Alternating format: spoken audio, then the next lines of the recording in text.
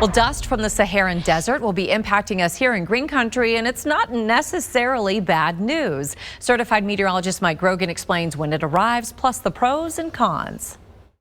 Green Country is about to receive an international visitor. Coming clear from the Saharan Desert, dust is being picked up off the desert surface in Africa and being swept across the Atlantic Ocean on wind currents that are generally found between 1 to 3 miles above the surface. These waves of dust are often passing across this region this time of year and into the early portion of fall from time to time. Now let's go closer in and show you which wave of dust will be impacting us, as we do have some of it sitting over the Caribbean right now.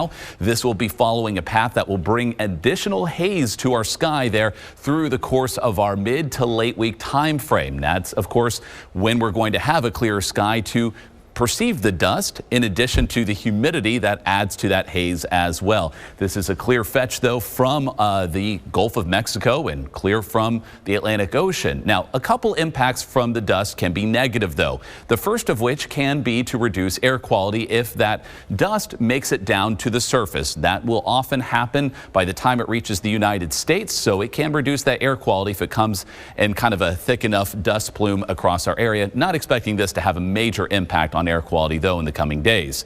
It can also limit visibility, certainly limiting how far you can see in the distance, but it can also do some good things for us as well, at least broadly speaking, because it really limits the tropical development over the Atlantic Ocean, as dust in that level of concentration really kind of limits the ability of storms to form, because it kind of limits how much moisture can be found in the atmosphere and the zone where we get that formation. Finally, it can provide beautiful sunrises and sunsets. So if you're up early or out the door in the evening, be sure to look at the sky. You might see an added orange and red glow, not only a result of the normal sunsets that we get, but added dust can create that a bit more vividly. That's a look at what we are dealing with in the skies over Green Country.